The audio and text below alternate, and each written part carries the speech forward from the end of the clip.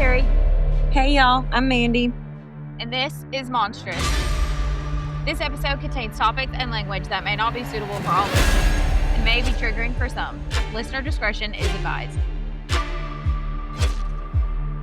To make sure my mic was still on. Mine is too. Okay, so we're 1 week away from spooky season. Oh, I can't wait. Well, I guess it's technically like a week and a half from the official start of spooky season anyway. Right. So before we get into it, I had an idea. I'm gonna figure out another device to do it on. But I think for each of our spooky episodes, we should do our ghost tube. That'd be cool. Yep, that was my thought. I just got to figure out what I can put it on so that way it can be like recorded or whatever. Yep, I thought for the spooky episodes that'd be pretty cool. Fun. Do that. So that was my thought. I thought that would be fun. So we'll figure that out. I think we should try it. Yeah. We'll figure that out before next Friday. Okay. I might maybe do my setup here a little differently so that way we can do it, but I think it'd be really fun. I think it'd be fun, especially since it's spooky season. Right. That was my thought, that it would be the perfect time to do it. So at least give it a try anyway. So we'll try that out. That'll be fun. Okay. Now that you have stressed me out, Mandy, we're going to take it real dark here. Okay. So as we all know, there are a lot of words that get used in a way in which it's not actually meant to be. Mm-hmm. One example of that is the word torture. Mm. We all use this word all the time, but do not use it in the actual sense of the word. Right. When it comes to figuring out new ways to hurt people, we as humans have historically come up with some pretty wild and creative ways to do so. So for today's episode, we are going to be talking about exactly that. Torture. In the literal sense of the word. So a couple of weeks ago, I had mentioned 3 types of torture in our 1-year episode. So I'm not going to mention those again in this one. Right. But that's the lineup that we're headed down today. Those 3 were nothing compared to what I got for you. Oh, God. Yeah. So if you're ready, we're going to dive into these fucked up ways of harming other people. Let's do this shit. All right. Your whole body is going to hurt by the time we're done. Oh, God. These are so messed up. Okay. So I'm going to tell you now that by the time we're done, you're going to be happy that you were not alive during medieval Europe times, because anyone could be accused of anything and find themselves inside one of these devices. They didn't like the way you looked that day? Torture. Your husband thinks you talk too much? Torture. Yep. That's where we're headed. So we're going to start off with a very popular torture device that isn't actually real. So the Iron Maiden is really popular and is well known. It's seen in a countless number of movies and TV shows, but it's fake. So it wasn't around during the medieval times at all. Instead, it appeared in the late 1800s. This was when circuses and carnivals started to become more popular. So much so that con artists and showmen began to charge people to see these quote unquote torture devices. And to be honest, it's still pretty effective today. Because even though it's fake, the Iron Maiden is seen literally everywhere. So this is an upright coffin that has spikes inside of it. Oh, okay. So in Despicable Me, when the little blonde girl goes into that thing and shuts it and it pokes her juice box. Yeah. That's the Iron Maiden. Oh, okay. There was also one in Miss Trunchbull's office in Matilda. Fake. It wasn't real. Right. It was created like for show. So these spikes would then pierce through your vital organs. Now, the spikes weren't long enough to cause your organs to shut down right away. Instead, you would just slowly bleed out. And this is fake. Yeah. And it's not the only one out there that's fake. Okay. There's way more than you would think, to be honest. So aside from these fake ones, there are even more that are real. They're way more rough than the Iron Maiden. I would probably prefer some of the fake ones over the real ones, to be honest. Damn. Yep. Because in a time without social media, people had to figure out ways to entertain themselves. And the best way to do that was to torture people. Why not? Right. Have a little fun with it. Fuck it. So they didn't just go around, torturing anyone that they felt like, okay? They had what seems to be some pretty universal rules. And the most popular, or the biggest one, being that you didn't torture your own people. So throughout the history of torture, those that suffered were prisoners of war or enslaved people. One of the earliest examples of where torture came from comes from ancient Rome. A 3rd century Roman Empire named Valerian, who was eventually overthrown by the king of Persia. So once overthrown, Valerian was taken prisoner. And since he was a foreigner and a non Persian, his captors gave the green light to do whatever they wanted to him. So the Persian king decided that he would like to have himself a nice little footstool. So the king would walk on and place his feet all over Valerian's back. Like if he needed to mount his horse, Valerian was his step up. If he was just sitting and hanging out and he wanted to prop his feet up, they went up on Valerian's back. So now to end his torment, Valerian had tried to offer the Persian king a lump sum of money. But the king was not tempted in any way. Instead, he was actually offended by this. And Valerian was insulting him. And so the king was like, you know what? I'm going to teach you a lesson, my guy. So the story goes that he had Valerian tied up, forced his mouth open, then made him swallow molten gold, which this is just melted liquid gold. So it's like lava. It's just going down your Oh, throat. Mhm. Then, once down your throat, it's melting everything that it touches inside your body.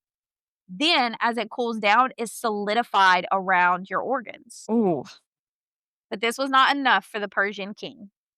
Once this was done, the king decided to then have Valerian skinned alive. Then he took the skin, had it stuffed with straw, and sewn it back together and displayed it in the main Persian temple like some kind of weird human skin scarecrow.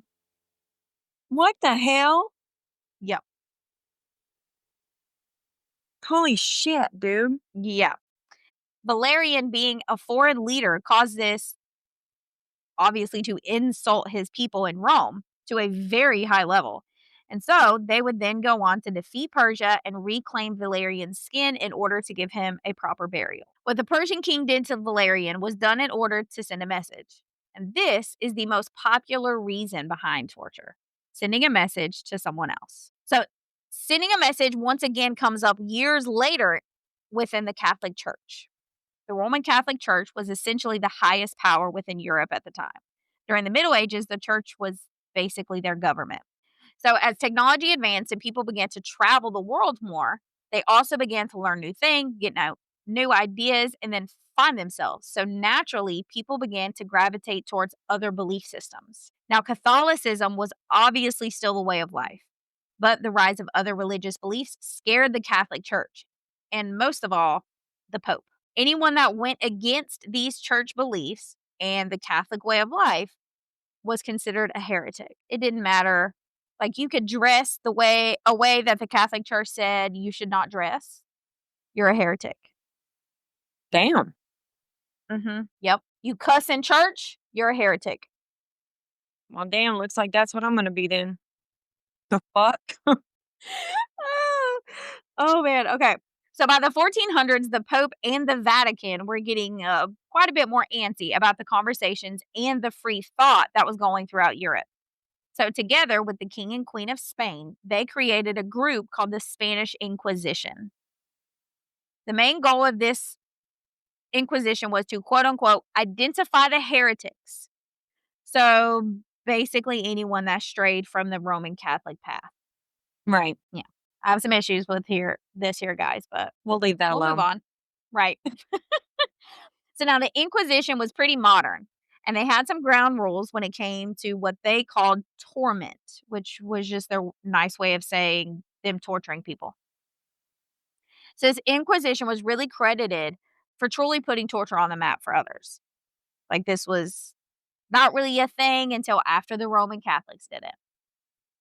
So the Spanish Inquisition rule book said that they could only torment their victims for 15 minutes at a time.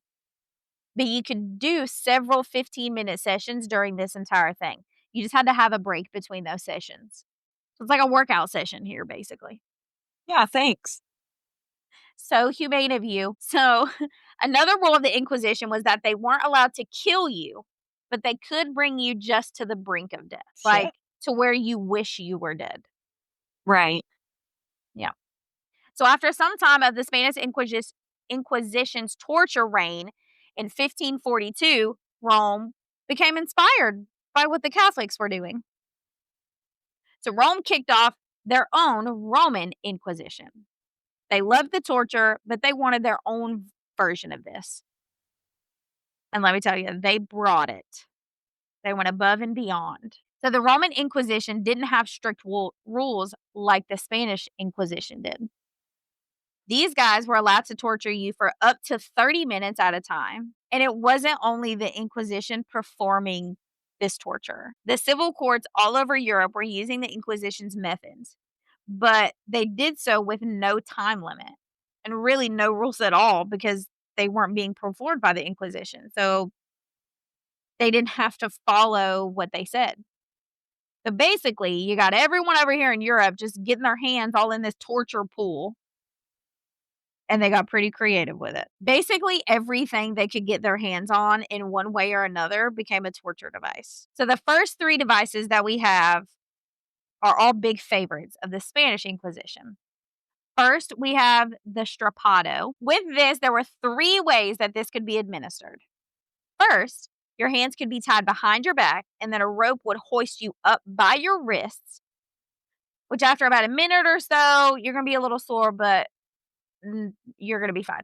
After about 10 to 15 minutes, though, your shoulders would be dislocated, which is extremely painful. Holy shit. The second way is basically like the first, except the victim would be stopped mid-air several times in order to increase the pain and suffering. Doing this would then cause the victim to like jerk around, essentially breaking their shoulders. Mhm. Now, the last way this could be inflicted is like the first two, but this time while you're in the air, they would add weights to your ankles. So not only are your shoulders being dislocated and broken, but your joints and ligaments are now being ripped apart. Holy shit, dude. Mm-hmm. Now, this torture usually would be completed within an hour, and it was not used to kill a person. So once you were done, they just let you down and you were free to go on your merry way. Well, damn, thanks. The fuck? Right. Then they use something called a toca, which is basically waterboarding. But instead of lying the person on their back and placing a towel over their face and then pouring water over their face, they took it up a notch. The Inquisition would instead funnel water into the victim's throat until they were nearly unconscious and felt as though they were drowning. No, I'm good. Yeah. Then their last favorite method was the rack, which was one we talked about a couple weeks ago. Now, the Romans also had their favorites. So first is the wheel. Now, the Romans didn't invent this, but they made practice of using it. So this came into use with the Romans when a German serial killer was caught. This man's name was Peter Nyers. It said that he had killed over 500 people, including pregnant women and their babies still in utero. So allegedly, Peter would use his victims' remains in satanic rituals and even decided to dabble in a little bit of cannibalism. The fuck, dude. Shit was wildly back in the 1500s, okay? Shit, ruthless, hell. Right. So once this guy was caught, the church and the entire Inquisition believed that Peter was a powerful and dark magician. So in 1581, after avoiding capture for years, the Romans had gotten their hands on Peter, and they did not hold back once they had him. They tortured him over the course of 3 days. On day 1, they tore strips of Peter's flesh from his body and then poured hot oil onto those open wounds. Fuck. Oh. Mm-hmm. We're not done yet. Of course not. Yep, that's only day 1. On day 2, they put hot oil on his feet and then drug his feet that were covered in this hot boiling oil over hot coals, basically roasting him alive. Shit.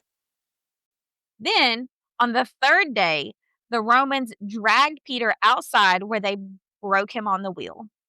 And in his case, this happened 42 different times. So this wheel is excruciating and a torturous way to kill someone. Breaking someone on a wheel was a phrase that meant they took this giant ass wagon wheel and just slammed it onto someone repeatedly. And this way of using the wheel would break the victim's bones in multiple locations. So they would just repeatedly pick it up and just slam it down as hard as they could. Mm. Right. This was usually reserved for the worst of the worst offenses. So it's kind of like the modern day death penalty, I guess, Right. but a whole different level. So the whole point of this was to punish the convict in the worst way possible without killing them right away, because killing them right away would be considered too merciful. Now, once Peter's legs and arms were broken, they were then threaded through the spokes of the wagon wheel and tied down by a rope. Then, just to add a little bit more of pizzazz to this whole thing, the wheel and the victim's body was then put on top of a pole. And then, once all this was said and done, the prisoner would just be left there to hang out on the wheel to slowly die a very painful death, which sometimes would take days. Damn, they're ruthless. Right. Now, this method, nope. Now, these methods were for either women or men. Okay. But they managed to create some specifically for women. Of course. Yeah. Are you ready? I'm ready. Okay. Hold your chi-chis for this one. Oh, great. All right. So the first one we have is called the breast ripper. Mm. Mm-mm. So the torturers would use hot irons that look almost like a claw. Like looks almost like how tweezers would be. Mm-hmm. But then on either end, it's like a two-forked claw. Oh. Yeah. So they would take this and they would grasp and clamp down onto your chi-chi one at a time and then just rip it off. Shit. Mm-hmm. That's bullshit, dude. Yeah. This tool was typically used on women who were accused of, are you ready? Mm-hmm. Cheating on their husbands or performing an abortion on themselves. You go and cheat on your husband, you deserve to have your chi-chis ripped off. Wow. Okay. Your face. I'm It's not great. scared.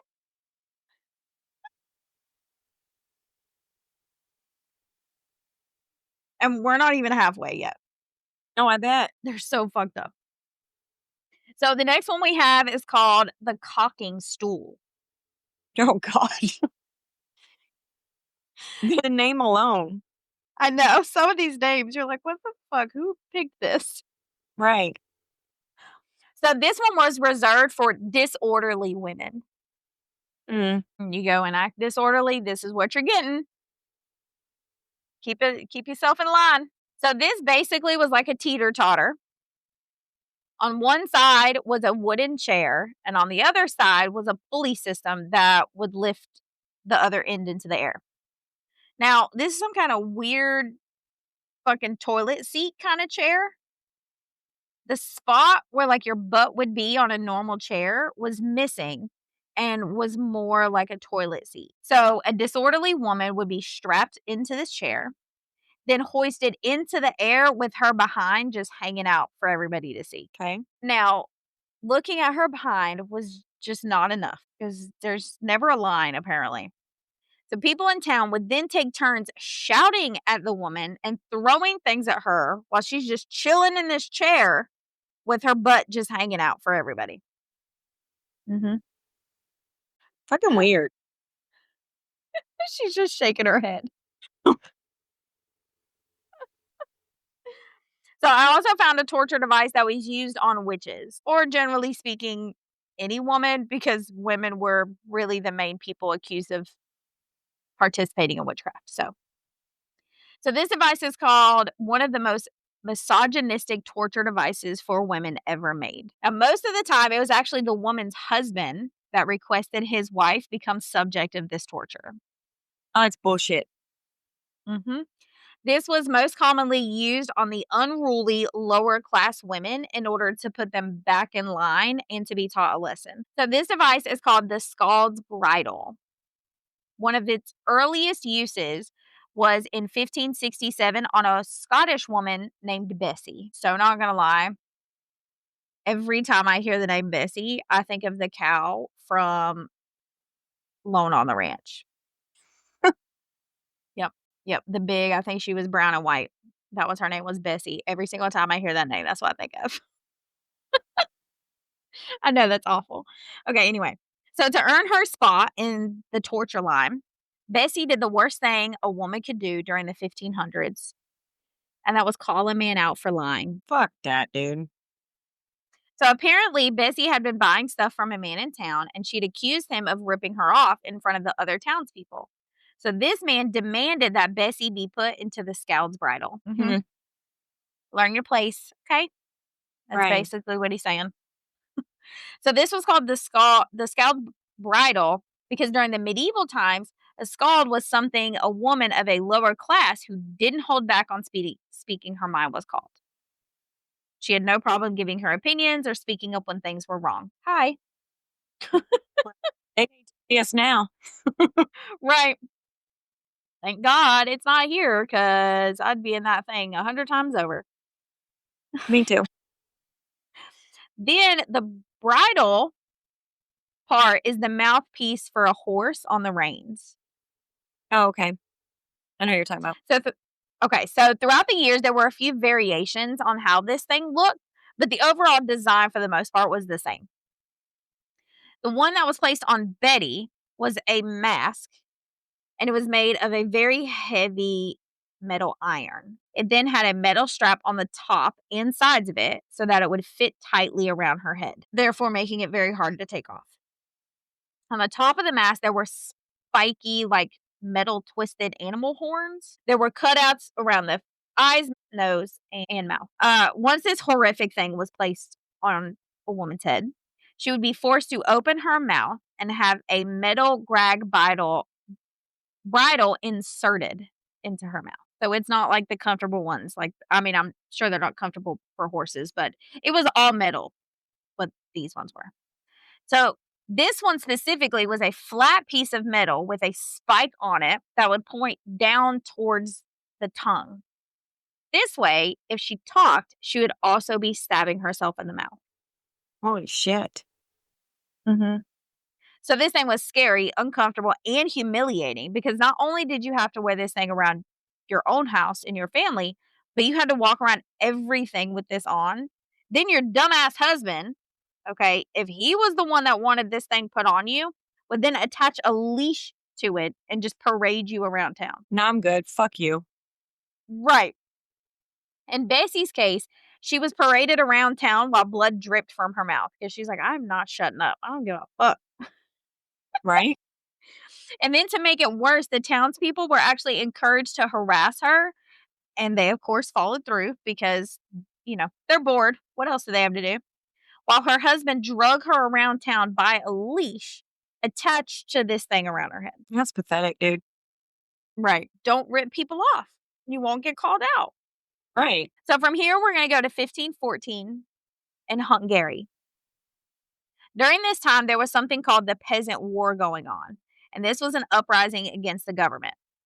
Hungary's government at this time kept taking away the peasants' food, clothes, really just all the freedoms they had.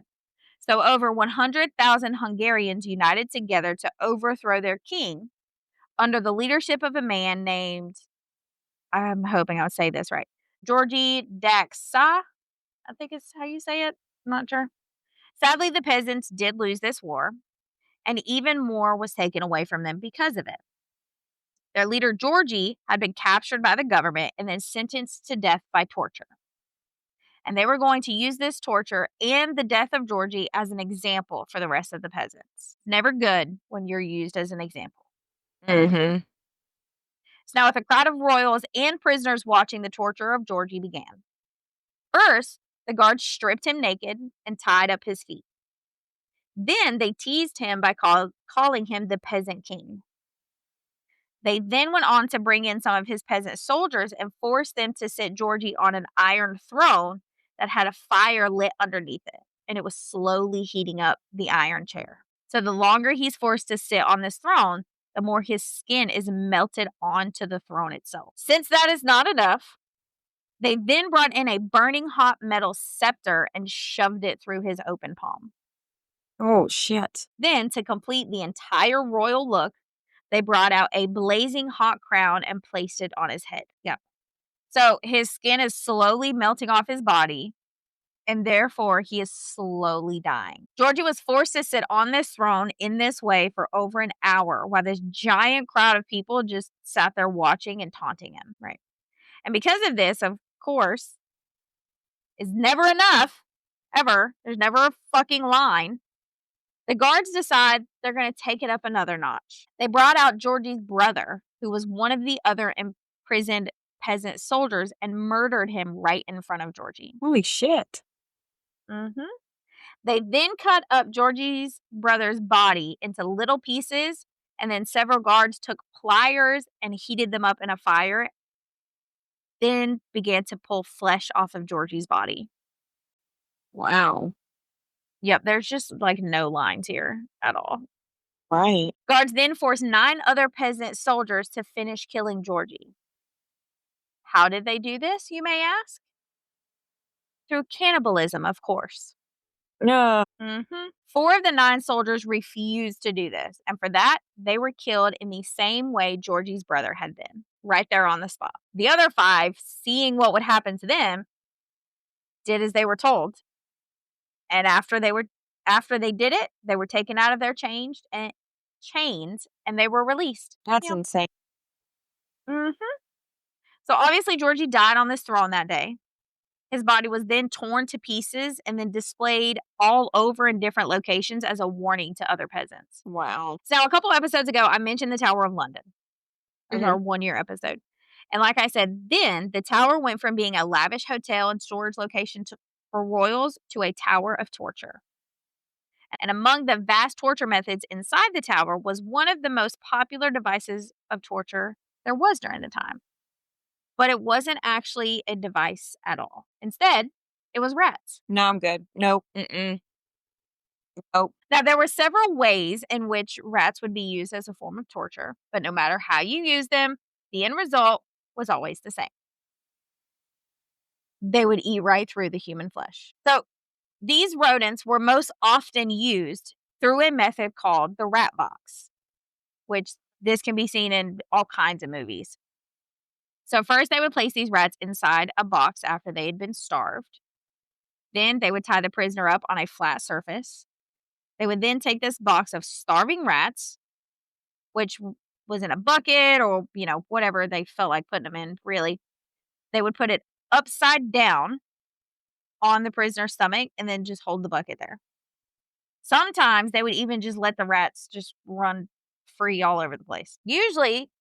Typically, they would apply some type of heat by way of torch and sometimes just making the room itself hot, which this would get the rats all worked up and irritated. Then after a few minutes, the rats, of course, would start to freak out, thinking that they were in danger, so they would do what you would expect them to. And they would try to escape by chewing their way through the prisoner's stomach, essentially eating them alive. Oh, that's so gross. Yeah. Ugh. Everyone's going to look at rats totally different now. Fuck yeah. I don't like rats. That thing could eat you. No. That thing could eat you if it really wanted to. No, I'm good. So the next one we have is the brazen bull. This one can also be seen in movies, especially, I think in the movie Troy, I think they have one, or Sparta, one of the two, they have one. Anyway, so this one I'm sure most people already know, but if you do, sorry, we can't do a torture episode without including it, okay? So this was invented somewhere between 570 and 540 BC by, I'm going to try to say these names right, but I'm probably not, by Prelicius of Athens. So we're heading over to Greece for this one. Prelicius was a bronze worker, and he designed the brazen bull for the execution of criminals in, I guess, what he thought would be a fun but really fucked up way. The brazen bull is an actual statue of a bull made of bronze, but it is hollow on the inside. And it has been described as a human crock pot. Oh, shit. I think Mandy's jaw just hit the floor. Oh, In my opinion, this is probably the most fucked up torture device in history. So in ancient Greece, there was a colony called Cragus, and it was ruled by a tyrant named Phalaris, and he was said to rule with an iron fist. Since this guy was a giant asshole, Pyrrhus, I'm sorry guys, I know I'm totally saying his name wrong. Just bear with me, I'm sorry. This guy was like, I'm going to create this bronze crock pot, okay? And my master is just going to love it. I'm going to be in his good graces and I'll get a reward. So he designed this thing so that a person could be put inside the bull and then a fire lit underneath it. So basically, the person inside the bull would be burnt alive, but without actually being in fire. mhm. The bull also had pipes and whistles built into it so that the screams of the person inside the bull would be muffled by the sounds of a bull snorting and grunting that came through the pipes and whistles. Now, this whole thing did not go as Prolisius planned. It went sideways real quick. So he presented this bull to the Kragus leader, telling him that the victim's screams would come through the pipes as the quote, tenderest, most pathetic, and most melodious of bellowings. You're kind of an asshole too, my guy. Right. So even though Phalaris was a dick, he apparently had a line, and this guy crossed it because he was disgusted by this thing. So he convinced Phalaris to get inside the bull. Oh, let's check it out. Like, does the sounds really work? Convinced him to get in it. Soon as he's in it, they shut and lock the door behind him, and they set a fire underneath it. Good, that's what he gets. The fuck? Before Prolisius could die, though, Phalaris ordered him to be removed from the bull. Then, after freeing him from said bull, Phalaris is said to then have Polarius thrown to his death from atop a high cliff. Oh, wow. So Phalaris himself is said to have been killed inside the brazen bull when he was overthrown by the Telemachus, who's the ancestor of Theron. I totally butchered those words. Sorry, guys. So the next thing we have is called the boots. These two were never actually made to kill you, but they can like essentially cause your death, if that makes sense. So in the first method, the victim has boots placed onto their feet, and these boots are made of spongy leather. They're then tied up by a fire.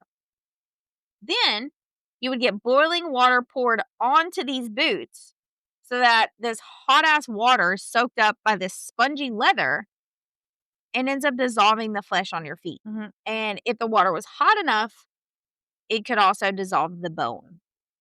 Mm. Sometimes they would also place wood inside the boot. So that way, when this hot water was poured onto the boot, the wood would expand and cut circulation off to the foot. Ouch. So your foot is going to look and feel pretty gnarly after this. Then, if they did the wood to have your circulation cut off, if this was done long enough, your foot would die because there's no blood flow. Yeah. So the second version of this one, they would cradle your feet and your shins. Okay. The victim's legs would be placed between two planks of wood. Then they would be tied together with cords. And in between these cords, they would place wedges, which were then hammered into the victim's shins, Ooh. thus creating the wooden boots. Mm. Mm-hmm. Now, each time these wedges were hammered in, a small portion of the shin bone would shatter. And they didn't just use like one or two pieces of wood. They would usually use at least a dozen. Yeah.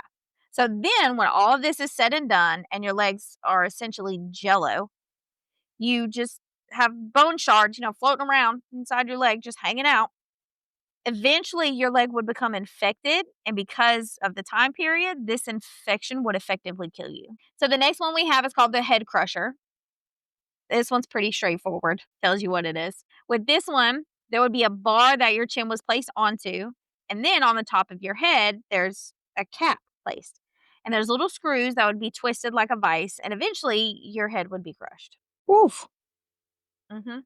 This was very painful, and it was done very slowly. So first your teeth would shatter, then your eyes would pop out of their sockets, and then your head is crushed and you're dead. So now once in a while, they would stop if they got the confession that they wanted. But this usually was not until after your teeth had already shattered and your eyes had already popped out of their sockets. So from here, we're going to go to the Vikings. And the Vikings don't play around with nothing. They don't care. Mm-mm. No, free reign over here with the Vikings. They don't give a fuck. So this one is called the Bloody Eagle. It's pretty popular among them.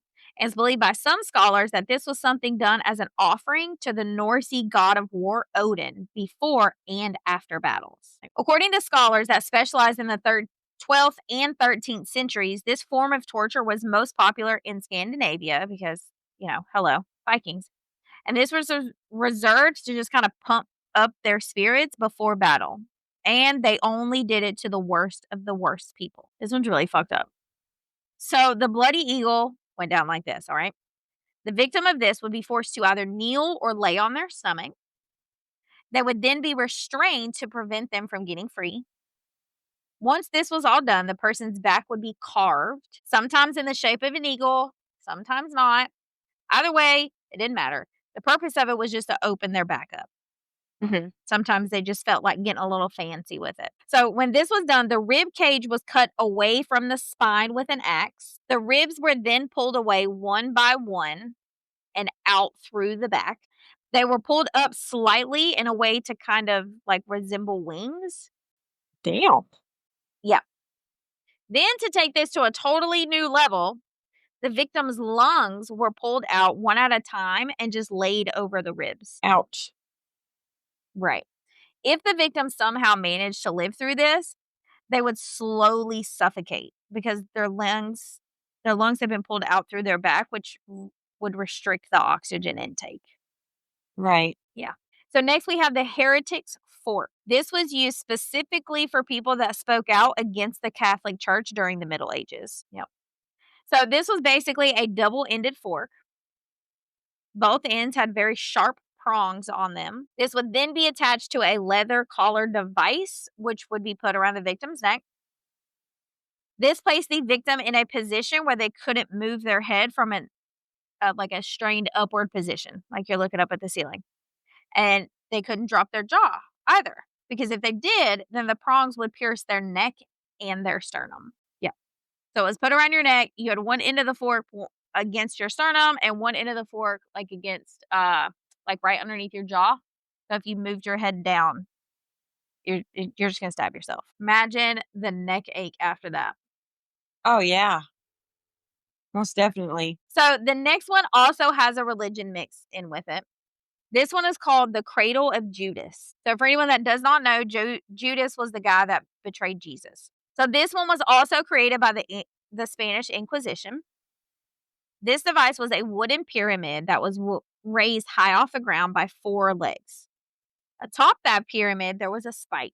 The victim would then be stripped naked with weights attached to their ankles and then hung up by their arms and legs above the device. When the torture began, they would slowly be lowered onto the pyramid, which would then cause the spike to penetrate their behind region. Then you add in gravity and the person's body weight paired with the weights that have been attached to them, they would typically sink onto the spike without any issues. Mandy's currently covering her face. Holy fuck, dude. What is wrong with people?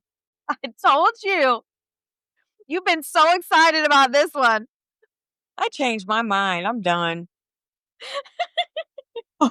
It's too late now. You're already in it. I know, You might damn as well it. finish it. So this would go on for hours. And usually the victim would be left here overnight. Like, bye guys, see you tomorrow. Have a good night.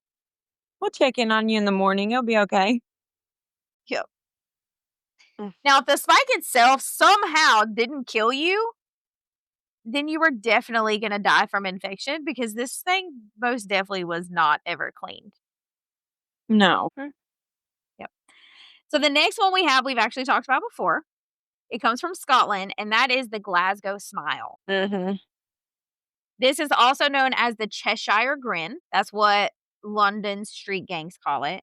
And many actually know it as the Joker smile. So this originated in, as the name suggests, Glasgow, Scotland.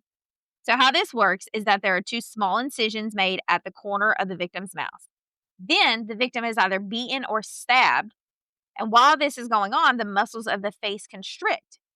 This then causes those small little incisions to extend upward towards the ears, which gives that permanent smile. Now, if this is left untreated, some people do die because of severe infection or because of exsanguination, which is acute blood loss. You just bleed out. Now, besides the false comic book character that we all know as the Joker, there are some pretty famous people that have suffered this injury as well, along with some true crime victims. The most famous true crime victim with this is the Black Dahlia, which we covered this on June 30th. For anyone that is listening to this well after this episode is released, that is our 36th episode. An example of one actor with this smile is Tommy Flanagan.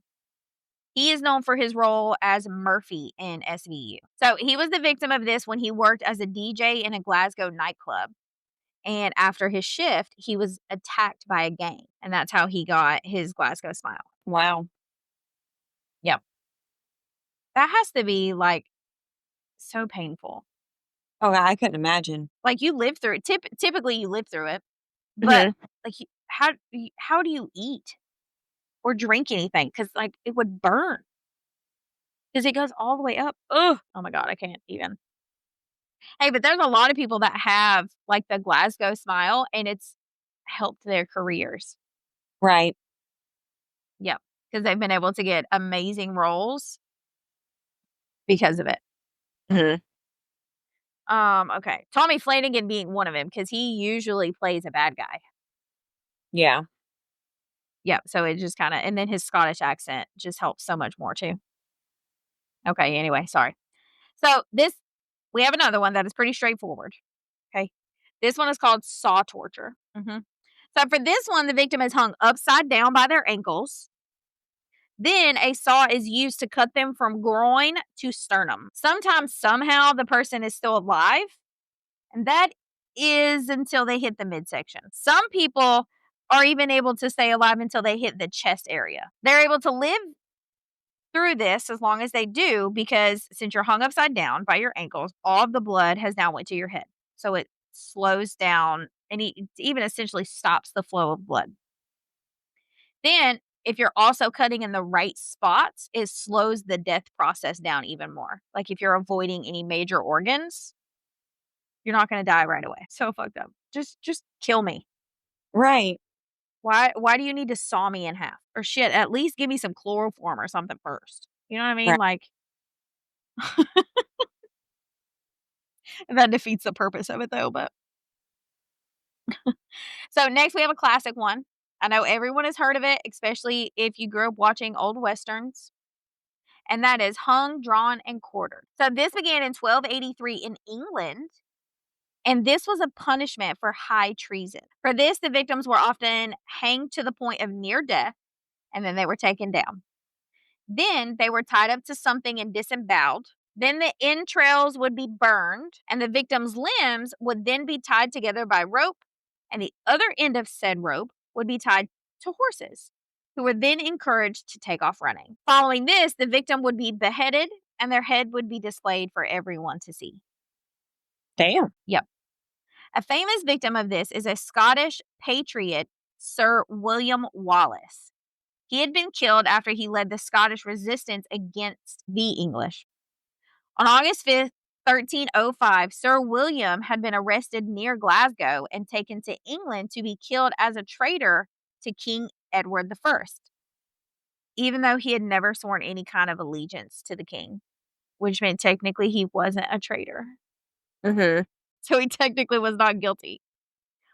Anyway, he was hung, drawn, and quartered. Then, after he was beheaded, as normal. His head was dipped in tar and then placed on a pike on the London Bridge to warn others of what would happen if they rebelled. Oof. Mhm.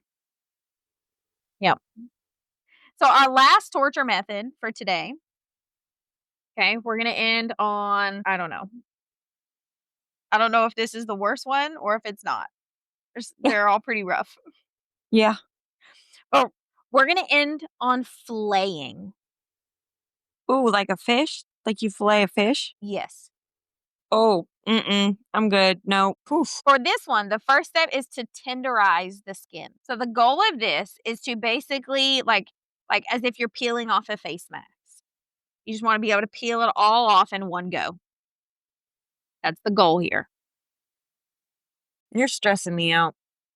You're gonna have nightmares now. I know, right? So the victim in this would either be left out in the sun all day to get them a good, nice sunburn, or they would just dip them in a vat of boiling water and leave Oof. them there until just before they were boiled alive. Yeah. So both of these would cause the skin to become good and loose. That's what they wanted, okay? It also just kind of prolonged the entire thing. Now, when they began to flay the victim, they would usually start with the face. Then they would make like little tiny cuts around the wrists, arms, chest, neck, and ankles because this made it easier to remove the skin all in one piece. These cuts were only done on the outer skin. They stopped right where like your skin meets your muscle. Mhm. Then they would put the skin out on display for all to see. What is wrong with people? Like, you gotta be demented as shit. To come up, right, right. I mean, they didn't have anything else to entertain themselves, so why not? I guess. The fuck else we gonna do? Mm. That I feel like that was the thought process. What else are we gonna do in the year 1500? Stare at our walls? Okay, anyway. So there's a legend of a Dane from the ancient church of Hadstock in Essex. This legend says that this Dane had committed sacrilege, which is the violation or misuse of sacred items. For this, he was flayed. So he was flayed in the normal way that I just told you. But then his skin was spread out and nailed to the church door as a very subtle warning to others. Subtle? Mhm. Yeah, my Yep. guy, I don't think that's too subtle. No. I don't think God would approve, guys. Yeah, yeah, I don't know if he'd agree with that too much. I don't think he would like the skin of Mhm. your torture victim hanging from his house of worship. Right.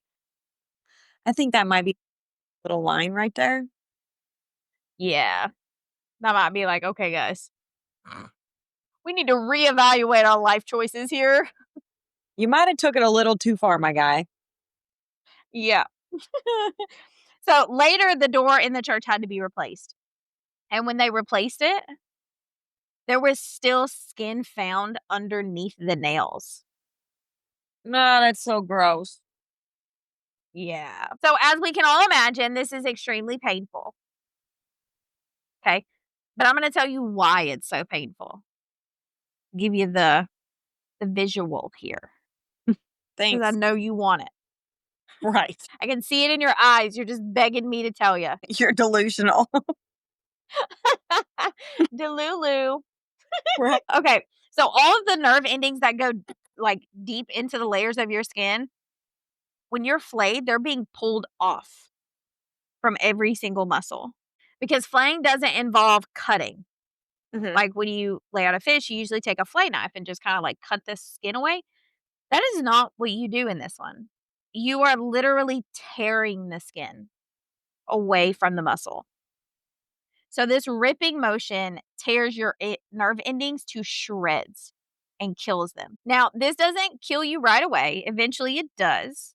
And that's because of either blood loss or hypothermia. You go into hypothermia because your skin is the biggest and one of the most vital organs inside the human body. Mhm. And that's because it regulates your body temperature, it protects all of your organs along with all the other systems. So your body just kind of starts to shut down without it, basically. And you can repair and regenerate skin. But when you've lost or damaged this much of your skin to this degree, there's no repairing or regenerating it at all. Right. Yeah. So if you wanna flay somebody, that's how you do it. Duly noted. So now today, we don't really use these types of torture, even though they made sure that they got damn creative with it. These are not used today. And it's proven throughout history that torture has always been an effective way in both sending a message and gaining information. And no matter where you go or the type, what we would consider to be torture today, the original rules apply. We've all heard of a place called Guantanamo. That's all we need to say. Okay. It's a whole nother can of worms that we do not have time to dive into today, but someday we're going to open that one. Oh, that'd be a good one. Oh, yeah. We're going to open that one of these days. Just, we don't have enough time today. What is interesting is who we feel that we have the right to torture and how the word torture has changed for us today. At the end of it, it's just really interesting to see how over history, like throughout all of time that humanity has been around, humans have always loved to hurt other humans. Like it's changed and evolved over time, but for whatever reason, people always feel the need to hurt other people. Mhm. Like, can we just all get along? We don't have to like each other. There's plenty of people I don't like. We don't have to like each other, but can we just get along? Why do we have to hurt each other? Like, there would be so much less chaos if we just got along. Just saying. Just an idea I'm throwing out there, okay? But that's it. That is our torture methods episode. Yeah, now that my damn body hurts. I know, imagine how I feel going through all of it. Right. Yeah, no. I'm like, "Ugh, that's so awful." Yeah, that's insane, dude. Like, I I couldn't told you imagine. they were fucked up. Like, I wouldn't do this shit to my worst enemy. Yeah, I might throw you in a pig pen, that I would do. That what I would do. but I'm not about to sit and rip your skin off. Like, giving Jeffrey Dahmer vibes over here. You know what I mean? Like, maybe this is where he got the idea from. Could be, could be. Just another idea I'm throwing out. Right. Okay. Learn from him. Don't do it. Bad idea. But yep, that's all we got. That's it. That was very morbid. Yeah, for De sure. Yeah, Yep, most def very demented. Yeah. I was so excited until we got halfway through it. Damn line. I knew it was gonna fuck you up. I knew it was going to. But I was good until the fucking rat part came. That's what fucked me up was the damn not the rest of it, the damn rat shit. Yeah. I don't even like mice. I'll jump on a counter if I hear a damn mice or see one. Oh, see, I don't do all that. I'm just like, Oh, get away." not me. I will scream. I'm good. But see, I also grew up, like, wasn't you know, not that it wasn't a big deal, but, like, messing with wild animals, and Mhm. so I'm like, "You're gross. We're gonna get you out of here, okay? This is not you don't live in my house. Right. You're supposed to live outside." Mhm. Rats, that's a whole 'nother story. Them Oh, things they're get huge. yeah, yeah, Like, mice don't really bother me because 'cause they're just these itty bitty little tiny things, you know what I mean? Whatever. Rats, that's a whole 'nother story. yeah, those Your no. fucking tail is as long as my arm. No, thank Oh, you. Ugh. Anyway, guys, sorry, we're babbling at this point. That's all we got. You got anything? no, I'm good. Okay. Now that I've tortured you. Right. Okay, so we'll be back next week for another episode on Monday. And then next week also kicks off spooky season. Mhm. So Friday of next week, the first is the official start of spooky season.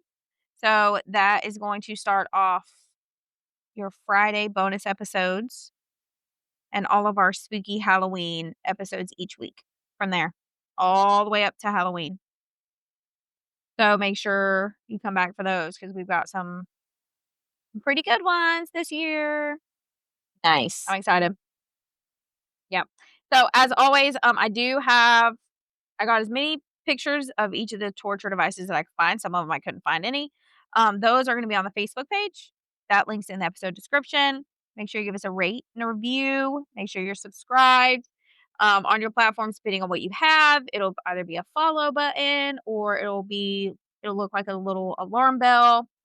Make sure you have that highlighted so that way you can get notified when we have something new, especially within the next few weeks. Who knows what we'll cook up. And that's all we got. So we hope you keep listening and remember to Watch for monsters. and don't kill people.